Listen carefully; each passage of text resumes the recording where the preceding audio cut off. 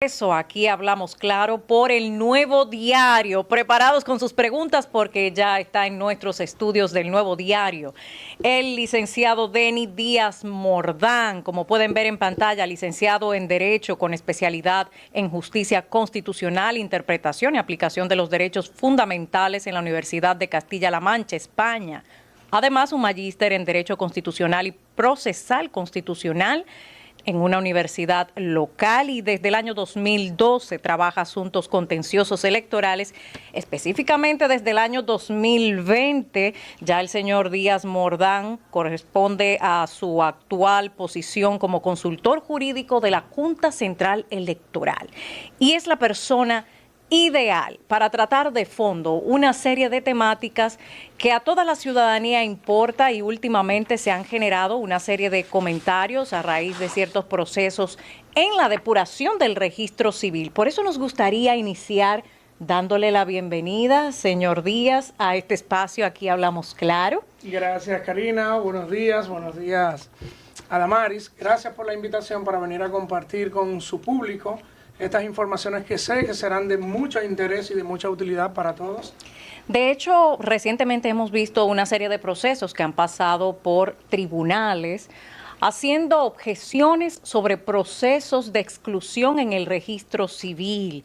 Se ha pasado de fondo a hablar de que se trataría de asuntos prefabricados por parte de la Junta Central Electoral, aunque luego de los fallos se establece la claridad de estos asuntos. Quisiéramos saber en ese sentido cuáles son las medidas y su legalidad, ya que usted como consultor jurídico puede explicar esta parte con respecto a la depuración del registro civil y acciones posteriores en su obligación constitucional de tratar todo lo relativo a esta materia.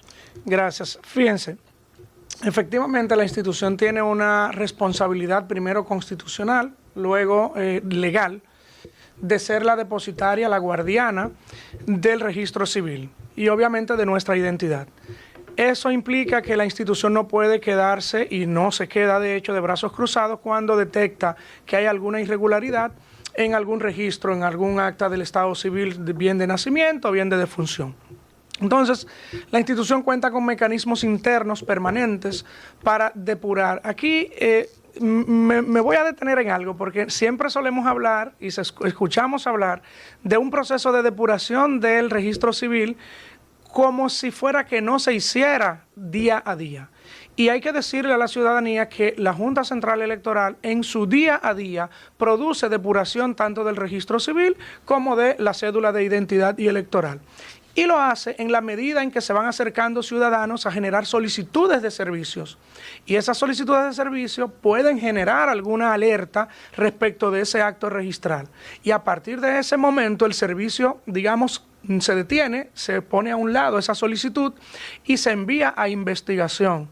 Se envía a la Dirección Nacional de Inspectoría, que es un órgano permanente, es un órgano de apoyo del Pleno de la institución para estos casos, y esa Dirección Nacional de Inspectoría cuenta con cerca de 300 inspectores, tanto en sede nacional, en sede de la capital, como diseminados en toda la geografía, en las diferentes localidades que tenemos. Se hacen los levantamientos de campo, estudios de campo, y se levantan los respectivos informes respecto a los hallazgos de ese caso, y esos informes que levantan esos inspectores son conocidos por las comisiones permanentes que tiene la institución, en este caso, comisión permanente que es la de la comisión de oficialías para regular, para ver todo lo que tiene todo lo que atañe al registro civil, y la comisión de cancelados e inhabilitados para lo que tiene que ver con la cédula de identidad y electoral.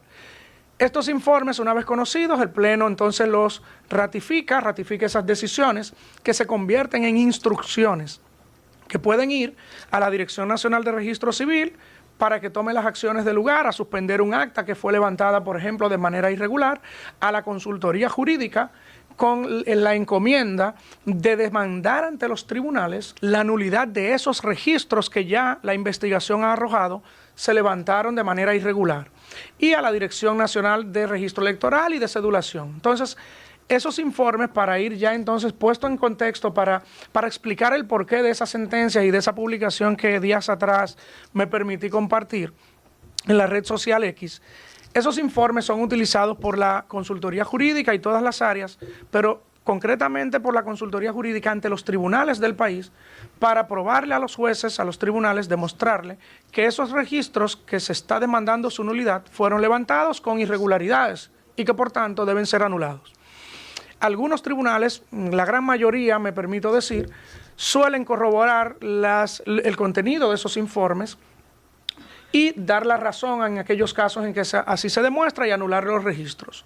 Otra parte de los tribunales, sin embargo, han sido del criterio, tribunales de primer grado, me refiero en este caso, del criterio de que esos informes, como son levantados por la propia Junta Central Electoral, constituyen una especie de prueba prefabricada y que por tanto, a juicio de esos tribunales, sobre todo hacia el sur, me refiero Barahona, me refiero a San Juan de la Maguana, Pedernales, Jimaní específicamente.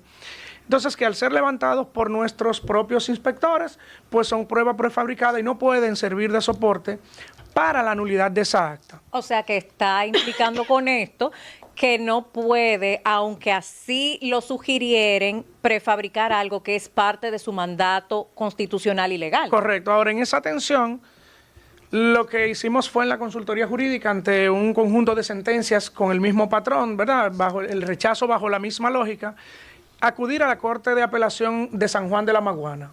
En este caso apelamos algunas, eran 10, 12, 15 sentencias y obtuvimos lamentablemente la misma respuesta de la Corte de Apelación. La Corte de Apelación terminó corroborando el criterio del juez del primer grado en el sentido de que eso constituye una prueba prefabricada y no podía ser utilizado para anular esos registros. Entonces, fuimos a la Suprema Corte de Justicia, llevamos los casos a la Corte Suprema de Justicia y ahí entonces tenemos el resultado de estas dos sentencias que son dos sentencias que son parte de un grupo que estamos esperando porque fueron casos con el mismo patrón. Vendrán algunas más, posiblemente ya haya algunas decididas y otras se decidan en este mes o en el siguiente. ¿Y qué hace la Suprema Corte de Justicia? La Suprema Corte de Justicia hace una interpretación desde el punto de vista de la responsabilidad constitucional y la responsabilidad legal que tiene el órgano para con el registro civil y para con la identidad.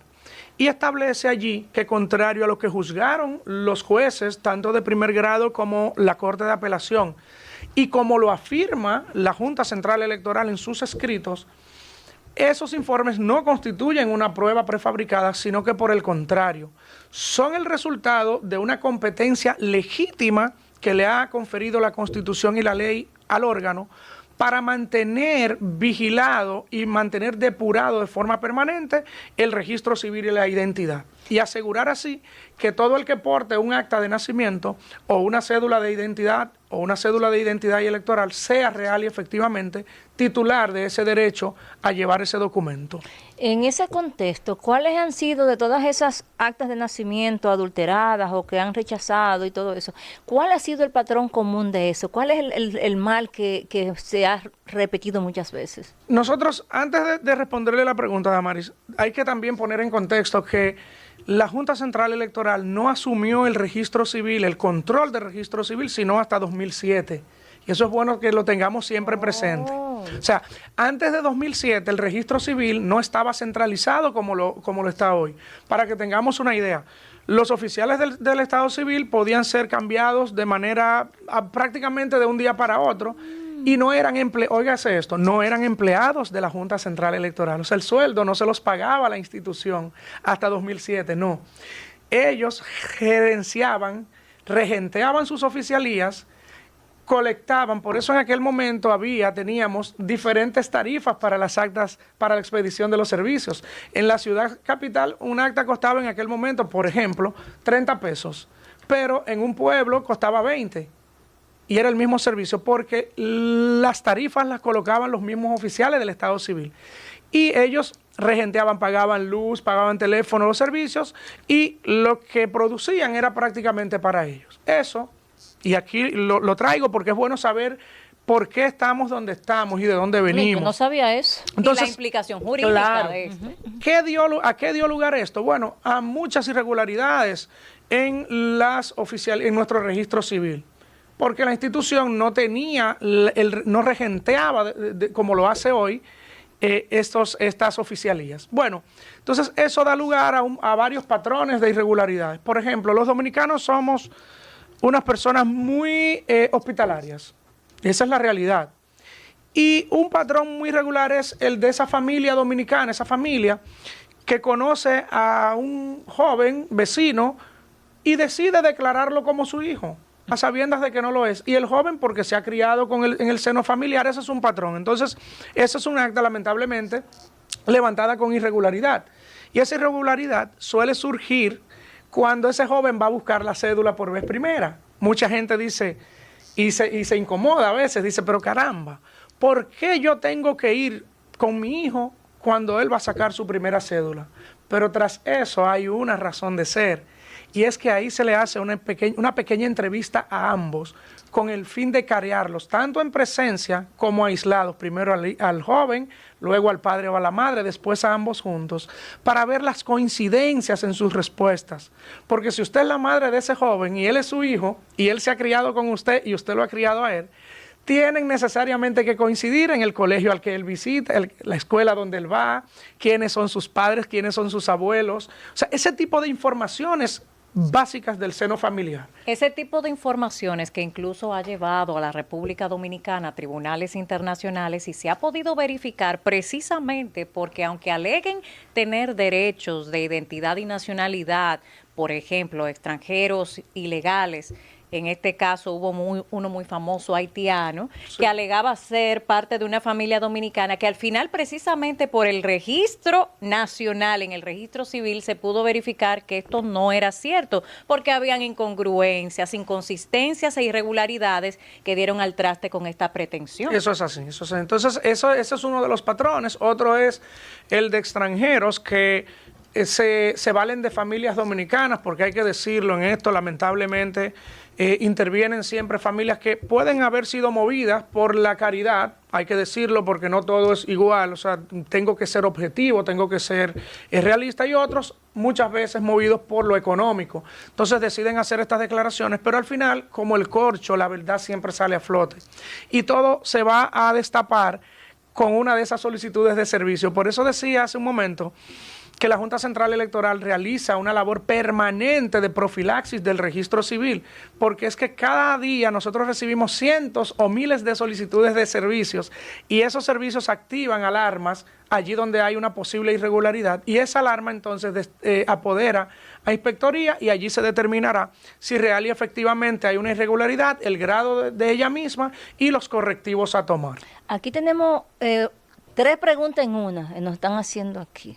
Dice, dado el saneamiento del registro civil, ¿qué consideran hacer con los registros manipulados y falseados que hayan levantado? ¿Buscarán responsables para someterlos? ¿Darán a conocer cantidad de dichas documentaciones levantadas y años en los que fueron trabajados? Sí, básicamente en torno a la primera pregunta, no es qué se va a hacer, qué ha estado haciendo la Junta Central Electoral. Ya comentaba que estas sentencias con las que hice la publicación de la Suprema Corte de Justicia son consecuencia de esa labor permanente, de ese accionar de ir depurando el registro civil. Si hay un registro levantado de manera irregular con informaciones falsas, con datos falseados, ese registro es anulable y se demanda su nulidad ante los tribunales. Algunos preguntarán, bueno, pero esa persona, ¿qué pasa con su vida civil? No, esa persona tiene derecho a acceder pero a su identidad, no a una identidad que no le pertenece. Entonces, esa nulidad de ese registro irregular le abre el camino a esa persona para obtener su declaración con sus datos reales, si le correspondiere. Eso es por esa parte. La otra pregunta era en torno a los... La otra pregunta es si darán a conocer la cantidad de dichas documentaciones levantadas y años en los que fueron trabajados. Sí, creo que eso sería una labor posible porque todo eso se va tabulando y es como digo, o sea, todo tiene su origen en que la institución, nosotros somos uno de los, a pesar de, óigase bien, a pesar de que no es sino en el 2007 que la Junta asume el control del registro civil, pero lo asume de lleno, es decir, le coloca salarios a los oficiales del Estado Civil, los designa directamente ella bajo su tutela, se le coloca un estatuto, un régimen de consecuencias y se designan los empleados y se suple todos los materiales e insumos de cada oficialía, a pesar de que eso resultó en 2007, hace apenas que estamos hablando de casi 20 años, 18 años. Fíjese qué reciente es. A pesar de eso, nosotros tenemos un registro civil fuerte, porque se han ido emprendiendo acciones con miras a mantenerlo depurado y a irlo saneando de día a día. Entonces, esa es una información que se podría facilitar en su momento, claro que sí, porque se va trabajando. O sea, son estadísticas que pueden estar disponibles, pero que irán variando, porque en la medida en que a diario se generan solicitudes e instrucciones para anular, por ejemplo, registros, pues obviamente eso puede ir variando. Escuchándolo a usted, me surge otra pregunta. Si todas las oficialías del país actuaban ellos independientes, ¿qué se hacía con ese cúmulo de documentos que cada oficialía en el país completo iba teniendo? ¿A quién se lo enviaban o lo guardaban? ¿Qué pasaba ahí? Porque eso como que tiene un vacío, que yo estoy preocupada ahora, Karina. No, eso es y un parte vacío legal jurídico. En ese punto sí que sucedía. Como ustedes saben, la ley exigía 2 libros, el llenado de 2 libros, uno que permanece en la oficialía y otro que debía ser enviado a la sede central. Entonces los registros sí están en las oficialías, los registros. Por un tema quizás de manejo algunos, o sea, ya los soportes, obviamente con la antigüedad se van digitalizando y se van descargando de cada oficialía y se van pasando a un archivo, ¿cierto? Porque no habría espacio para tener todos los soportes, pero sí están en el sistema. Entonces, obviamente, eso por ahí, esa parte está, digamos que cubierta. Hay una gran cantidad de registros digitalizados en aquel proyecto que se inició por allá por 2007, 2008, la digitalización. Entonces ya hay un gran avance, se ha continuado con eso. A partir de 2021 se inició con el proyecto de la eliminación de la legalización, que fue impuesta, hay que decirlo, fue impuesta a pedimento de las diferentes embajadas en su momento, por eso. Porque como cada oficialía, correctísimo, cada oficialía emitía sus actas, digamos que por la libre, había que certificarlas aquí en la oficina central con el libro segundo original para que las embajadas estuvieran conformes en que esa información que salió de la oficialía de Bánica era correcta con el libro de aquí, por ejemplo. Porque entonces eso le da un problema a los otros países para poder validar autenticidad. Sin embargo, ya sabemos que a partir del 2007 se unifican los criterios y con esto la responsabilidad legal y constitucional de la Junta. Refiere Damaris, ¿qué va a pasar con esa data que se genera de manera constante, producto de la depuración que es parte de la responsabilidad de la Junta Central Electoral? Pregunto, ¿podríamos accesar a este tipo de informaciones y estadísticas a través del nuevo observatorio ONAREC? Sí, ya el observatorio está funcionando, se va a ir actualizando y obviamente es una herramienta que va a seguir siendo fortalecida de manera periódica con otros campos de información. Y es es una herramienta que se actualiza cada domingo. Entonces, una posibilidad a incorporar en esa herramienta serían estas estadísticas, por ejemplo, las estadísticas del plan de regularización que fue con ocasión de la sentencia 168 y de la ley 169-14. Son estadísticas que la institución están publicadas en la página de la institución, están para consulta permanente y esas son estadísticas que también pueden ser incorporadas al Observatorio de Registro Civil que se lanzó hace ya un mes y algo. Qué bueno que usted toca ese tema, porque vamos a abrir una caja de Pandora ahora mismo.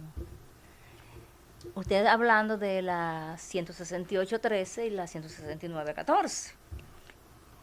Del registro civil, que yo me imagino que son como 8 millones que usted tendrán registrado. Bueno, no. De los 10 millones, los supuestos 10 millones que tenemos como 20 años, de que yo nací tenemos 10 millones, pero bueno, el tema de eso es que ¿cuántas personas, cuánto ustedes han trabajado del total del registro civil que se le va a entregar cédula?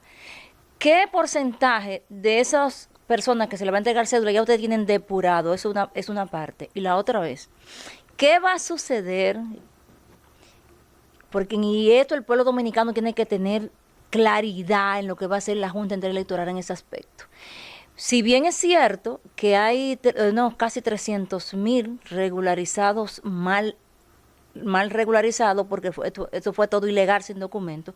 ¿Qué se va a hacer con esos 293,000 personas? ¿Verdad que sí, Karina? Son 293,000 haitianos que se le entregó cédula sin ningún tipo de papel, solo el 3%, tenían alguno a un papel, otro quizás 2 papeles, y el 97% no tenía nada. ¿Qué se va a hacer con ese 97% que ascienden como unos 293,000 haitianos que tienen cédula en la mano, pero no tienen un documento en la Junta Central Electoral?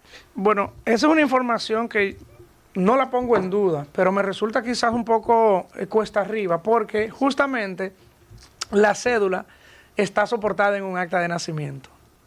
Si usted no tiene un acta de nacimiento, usted no va a aportar una cédula de identidad y electoral dominicana, porque la precondición para usted extendérsele esa cédula es que usted lleve su acta de nacimiento y entonces, pasado el proceso de entrevista y depuración de esa solicitud de cédula, se le extiende.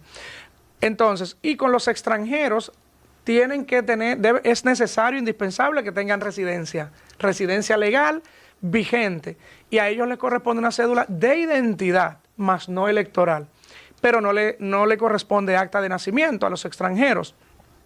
Si son residentes legales, tienen, y aquí recalco, un permiso de residencia, o sea, no un permiso de trabajo, no una visa de trabajo, no, un carnet de residencia legal, dice la ley, y el Tribunal Constitucional, que a ellos les corresponde una cédula de identidad como extranjeros residentes, cédulas que vencen anuales. Y esto es bueno que se sepa, o sea, las cédulas de los extranjeros residentes vencen cada año, porque ellos están obligados a renovar su residencia cada año. Entonces esa cédula vence con la residencia. Si la residencia se la expidieron a usted ayer 27 de agosto, hasta el 27 de agosto del año que viene está su permiso de residencia vigente y usted tendrá que renovarlo junto con su cédula de identidad.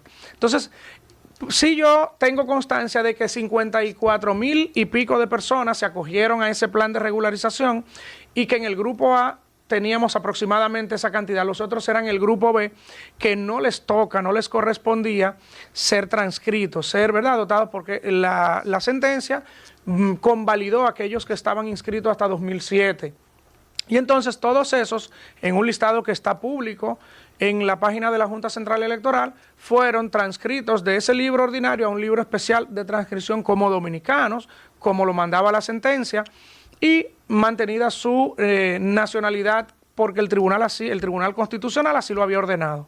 Ahora, fuera de ahí, no hay esa cantidad de personas extranjeros con cédula de identidad y electoral, porque precondición para la cédula es el acta de nacimiento, y quien no lleva una un acta de nacimiento para cedularse, no se le extiende la cédula. Pero es importante hacer la aclaración. En el año 2023, el Estado Dominicano realizó una auditoría precisamente a raíz de lo que generó la sentencia 168, que ordenaba el Plan Nacional de Regularización, y posterior la ley 169-14, ahí podemos apreciar en pantalla. Esta es una publicación del periódico Listín Diario de fecha septiembre 2023, en donde producto de esa auditoría del Estado Dominicano se establece que el 97% de los extranjeros regularizados no cumplió con requisitos, y dentro de ese 97%, que es prácticamente la totalidad,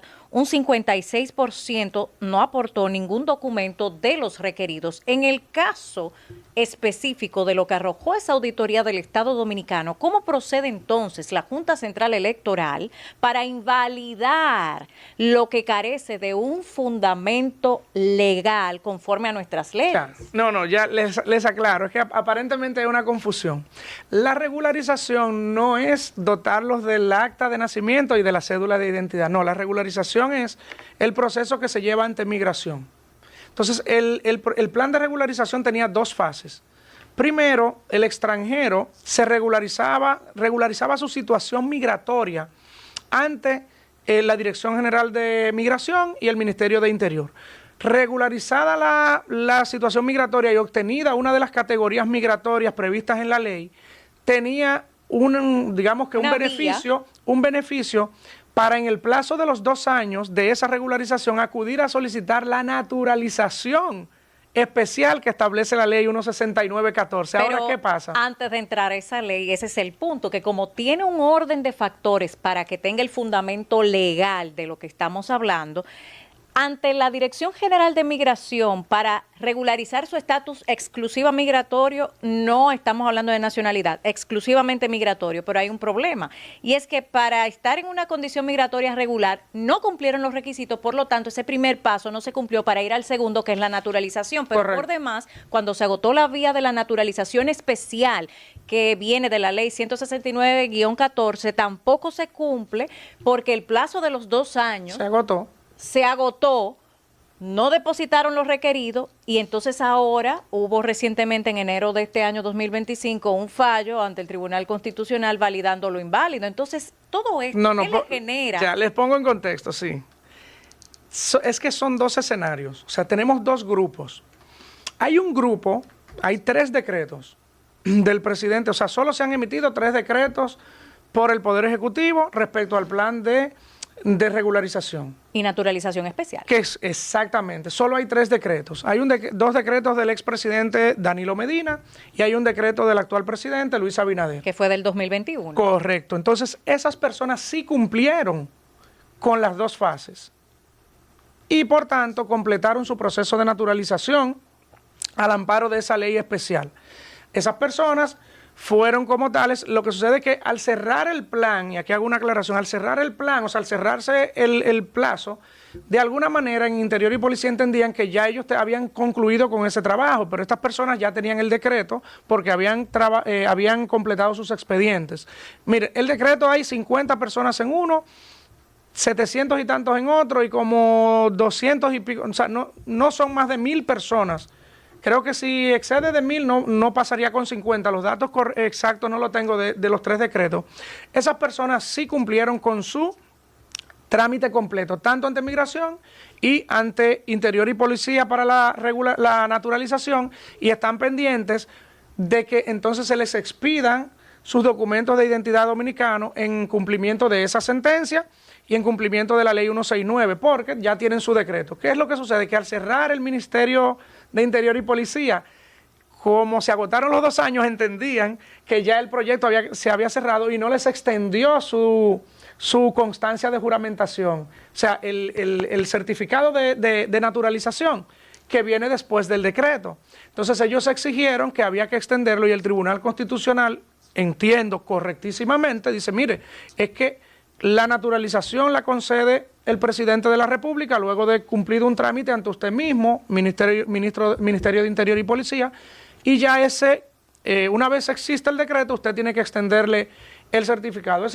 Esa cantidad de personas de esos 3 decretos ya cumplieron y están en fase de que les extiendan, como dice la sentencia, sus certificados de naturalización y concluir entonces su proceso ante la Junta Central Electoral. Ahora, ese 97% no tiene cédula dominicana porque no cumplió con o sea, se quedó en la primera fase. Se regularizaron algunos de ellos, pero no siguieron al Ministerio de Interior y Policía. ¿Por qué razón?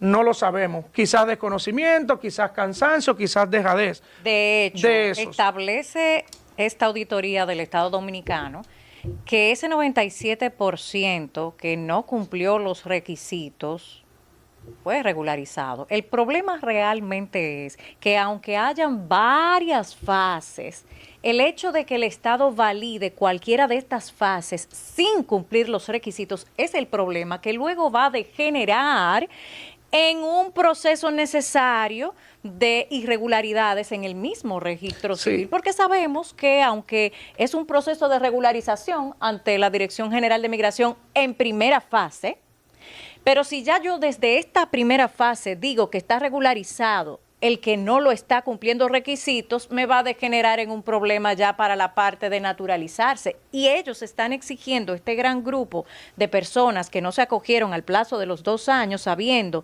que una vez concluido Ojo, se extendió un año más, Damari, recuerda. Sí. No solamente se dio este plazo, se extendió una prórroga de otro año más, pero hay que entender, precisamente por la legalidad que usted representa aquí en la Junta Central Electoral, que cuando cesan los efectos jurídicos, independientemente de la buena intención de esta medida, no se puede prorrogar en el tiempo porque afecta al Estado dominicano. Entonces, la pregunta que nosotros verdaderamente tenemos a raíz de toda esta aclaración de los puntos es, ¿qué haría la Junta Central Electoral? Porque no incide en la Dirección General de Migración, no incide en Interior y Policía, cuando estos organismos son los que colocan en las manos de la Junta Central Electoral un problema de este tipo que no tiene realmente la legalidad de los procesos. ¿Qué hace la Junta en ese caso? En ese caso, lo que va a suceder, entiendo, es que lamentablemente estas personas no van a poder naturalizarse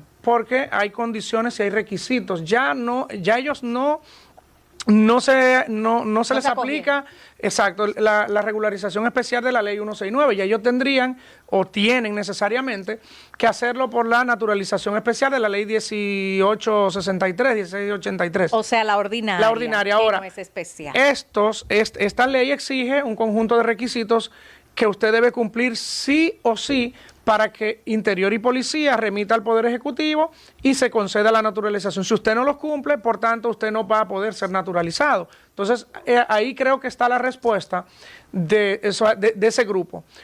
¿Pudo haberse regularizado? ¿En qué condiciones? La Junta no lo sabe porque es un proceso que la Junta no lo maneja, no está en su dominio, no es parte de sus competencias. Ahora, lo que a nosotros nos llega ya para ejecutar de Interior y Policía, en este caso con las naturalizaciones, son expedientes completos que ya vienen, o sea, con todos sus documentos. O sea, cuando se le extiende en Interior y Policía es porque esa persona ha cumplido con el mínimo requisito que exige la ley de naturalización para acceder a la nacionalidad dominicana por esa vía, y ya ahí entonces la Junta Central Electoral da el paso final, que es extenderle la transcripción de su acta de origen y extenderle obviamente su cédula de identidad electoral. Doctor, ya el tiempo se nos terminó. Caramba, tan poco tiempo. Tan poco tiempo. Ya tenemos Y 40 temas. minutos, doctor, tenemos ya hablando. Wow. 40. Nosotros queremos que... Nosotros nos caracterizamos aquí por llevarle paz y la verdad a los dominicanos que confían en lo que nosotros decimos. Nosotros necesitamos que usted le dé un mensaje a cada dominicano que está allá afuera, que está dudando del registro civil, y no es porque no crean en la Junta, sino por el momento histórico en el que estamos viviendo, que usted lo sabe. Y estamos, como dice por ahí el refrán, ají, quedamos ají. Entonces, el tema de eso es que los dominicanos necesitan un mensaje de paz y de esperanza de ustedes, funcionarios de la Junta, de lo que realmente la Junta Central Electoral está haciendo y va a hacer para no entregarle cédula a los haitianos ilegales, indocumentados y suplantadores. Mire, lo primero que me atrevo a invitar a la ciudadanía es a confirmar la información.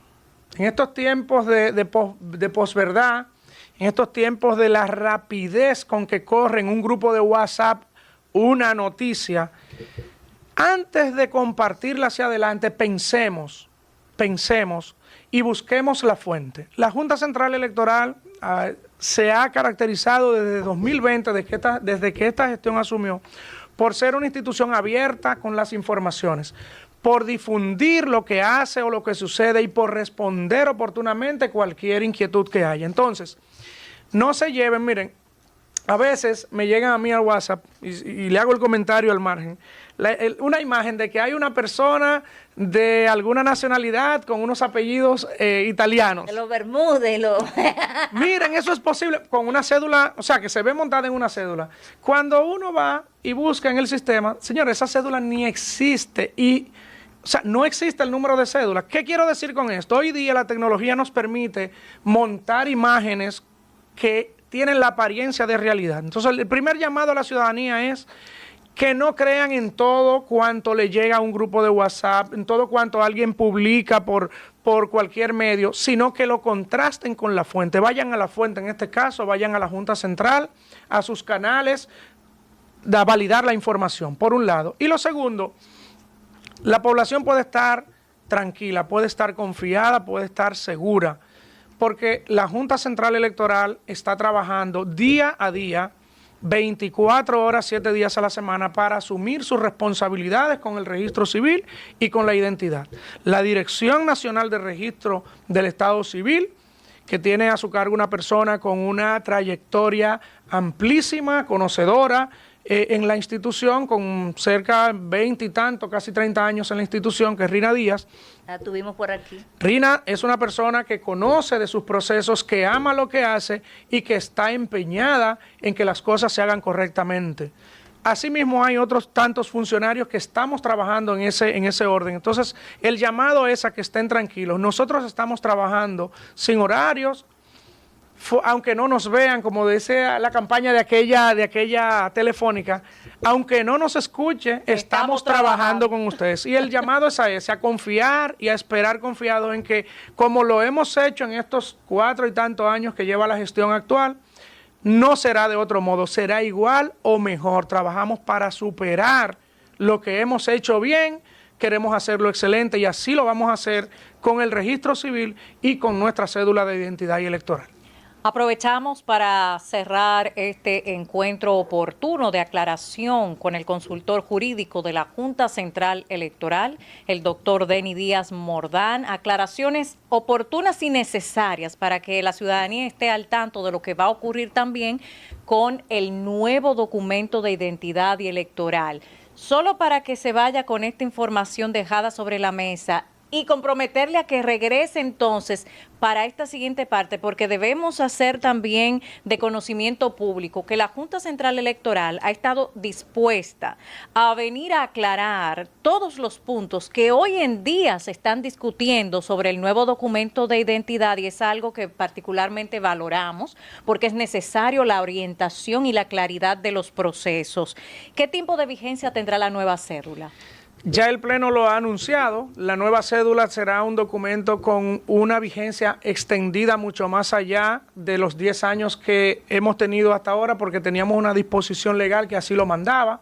Hoy día, gracias a Dios, ya no tenemos esa disposición legal y además el documento que se está contratando para su implementación es un documento con muchas bondades desde el punto de vista de la tecnología, que permitirá sobre ese mismo documento ir incorporando, en la medida en que la tecnología avanza, ir incorporando otras medidas sobre ese documento. Es decir, que nosotros vamos a tener una cédula de identidad y electoral mucho más allá de los 10 años a los que hemos estado acostumbrados, y hay que decirlo, era un mandato legal hasta 2023, entonces ya esa cédula vencía. De hecho, y finalmente me permito hacer esta acotación porque se ha comentado que no era necesario hacer ese gasto, y yo entiendo primero que no es un gasto, es una inversión porque se trata de la seguridad y fidelidad de nuestra identidad, es soberanía, es un tema de seguridad nacional, lo diría yo, porque debemos estar seguro que quien porta un documento de identidad y electoral dominicano es ciertamente dominicano.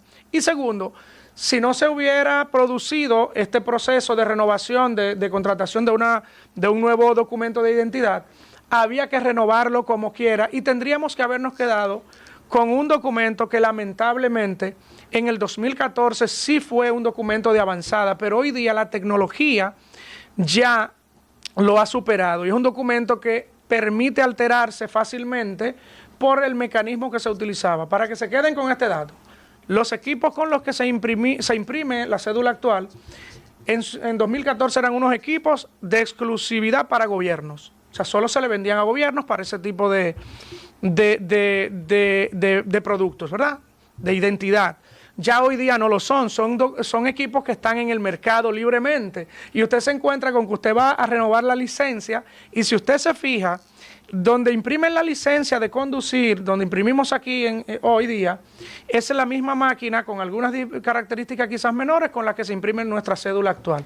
Entonces eso plantea retos que la tecnología va empujando.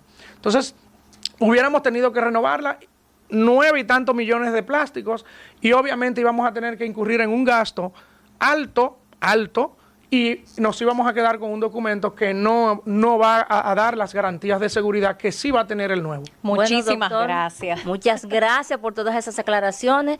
Eso ha abierto más preguntas que ya no nos va a dar tiempo, pero se las vamos a hacer en la próxima porque hay muchas preguntas que quedan en el aire con el tema de la cédula, que el chip, lo que le van a poner en ese famoso chip, hasta dónde nos pueden sacrificar, hasta dónde van a pasarle los datos personales de nosotros para venderlo por ahí al mejor postor, que si no me quiero vacunar, que si Salud Pública luego me va a obligar a poner una vacuna obligatoria en ese chip. Todas esas dudas tenemos que aclararlas posteriormente. Así que gracias, doctor, por venir por acá a acompañarnos. No, gracias a ustedes y les prometo que con gusto estaría haciéndome acompañar o yo acompañándolos a ellos porque ellos son los especialistas ya en los temas técnicos, aunque yo lo manejo, de Johnny Rivera y de Américo Rodríguez, que son director nacional de informática y director de cedulación, que son las áreas a cargo del proyecto de nueva cédula, pero les avanzo que con gusto estaríamos por aquí compartiendo esas informaciones y respondiendo esas inquietudes, agradeciéndole nuevamente la oportunidad. Muchísimas gracias por la disposición abierta de la Junta Central Electoral. Estuvimos conversando con su consultor jurídico, el doctor Denis Díaz Mordán.